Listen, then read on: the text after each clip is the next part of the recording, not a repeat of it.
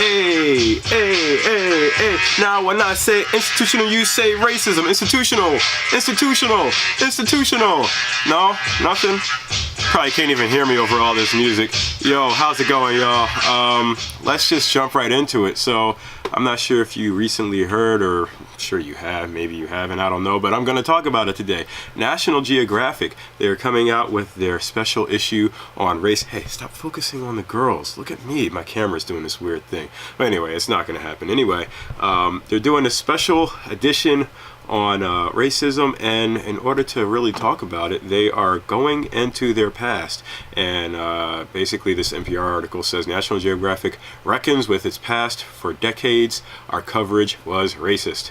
And thank you for all watching episode number 71, which I'm going to talk about the institutional racism that exists. I keep telling people that it does, and for some reason people don't want to admit to it. So editor-in-chief Susan Goldberg of National Geographic enlisted this guy right here, John Edwin Mason. He's a professor of African history and the history of photography at the University of Virginia, and basically enlisted him to dive into its articles, its 130-year archive, and report back. And what Mason found was a long tradition of racism in the magazine coverage, and its text, its choice of subjects, and its famed photography, which I will show some of it here. Until the 1970s, National Geographic all but ignored people of color who lived in the United States, rarely acknowledging them beyond laborers or domestic workers, writes Goldberg in the issue's editor letter. So if you go to National Geographic,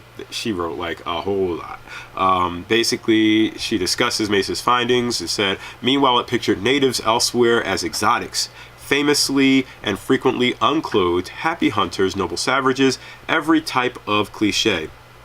Unlike magazines such as Life, National Geographic did little to push its readers beyond the stereotypes ingrained in white American culture.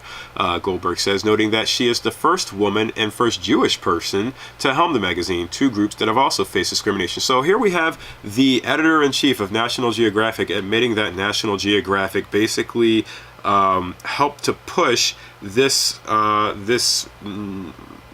rationale, this thinking that there is a race that is better or is, you know, supreme, whatever you want to use, to other races. And while they may not have outright done it, they pushed it. It was pushed through the magazine. The magazine helped. So to assess the magazine's coverage historically, Mason delved into old issues and read a couple of key critical studies. He also pored over photographers' contact sheets, giving him a view of not just the photos that made it into print, but also decisions that photographers and editors made. And he saw a number of problematic themes emerge. I'll just show a few other pictures up here. The photography, like the articles, didn't simply emphasize difference, but made difference very exotic, very strange, and put difference into a hierarchy.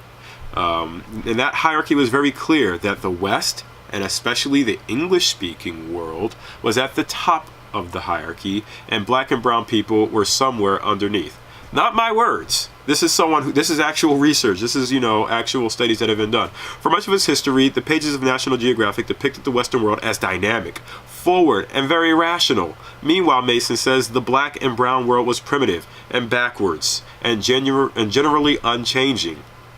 One trope that he noticed time and again were photographs showing native people apparently fascinated with Westerners' technology. As you can see, this picture of I think it was South Asian natives looking at a camera for the first time. It's not simply that cameras and jeeps and airplanes were present, he says. It's the people of color looking at this technology in amusement or bewilderment. The implication was that Western readers would find humor in such fascination with their everyday goods.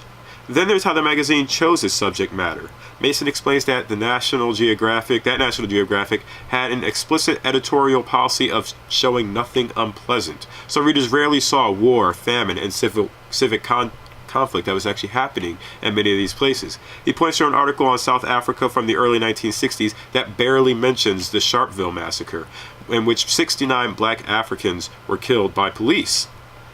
There are no voices of black South Africans. That absence is as important as what is in there. The only black people are doing exotic dances, servants or workers. It's bizarre, they say, actually, to consider what the editors, writers, and photographers had to consciously not see.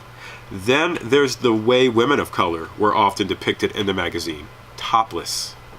It goes on to say teenage boys could always rely in the 50s and the 60s on National Geographic to show them bare-breasted women, as long as the women had brown or black skin. Mason says, I think the editors understood this was frankly a selling point to its male readers. Some of the bare-breasted young women are shot in a way that almost resembles glamour shots. Mason says the magazine has been dealing with its history implicitly for the last 2 or 3 decades, but what made this project different is that Goldberg wanted to make reckoning explicit. The National Geographic should not do an issue on race without understanding its own complicity in shaping understandings of race and racial hierarchy. And then they go on to say, for those who have spent long afternoons thumbing old issues of the magazine and dreaming of far-off lands, they want to make it clear that it's not a bad thing. It's not a bad thing to want to know, what other peoples and what other places are like in the world. We're all curious and we all want to see. I'm not criticizing the idea of being curious about the world. It's just the other messages that are sent. That it's not just difference, but inferiority and superiority.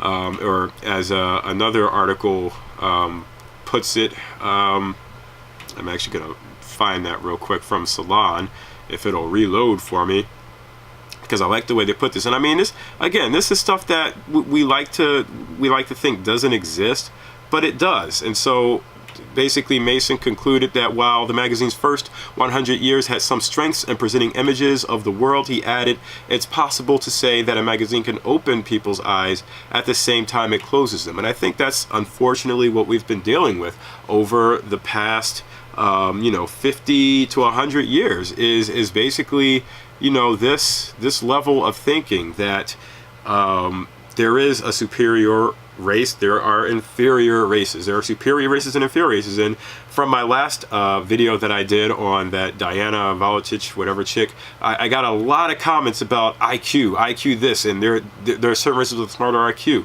But since when do we use IQ as the simple basis of who's superior and who's not? I like to take, I'm going to butcher the quote, but it's from Interstellar, where the father, I can't remember his name, is basically saying, so you use 2 or 3 measurements to measure your waist size, but only takes 1 number to measure my son's intelligence. And it's crazy that we use 1 number to determine or to make determinations of who's more superior than others. So I am for one glad that National Geographic is coming out with this article about racism, and on the front page or on the cover they have, these are siblings, one is black and one is white, and basically they say it's making them rethink race completely. So when this article does drop, when this series does drop, this special issue, I'm definitely going to take a look at it, because it looks like there's a bunch of interesting articles in it.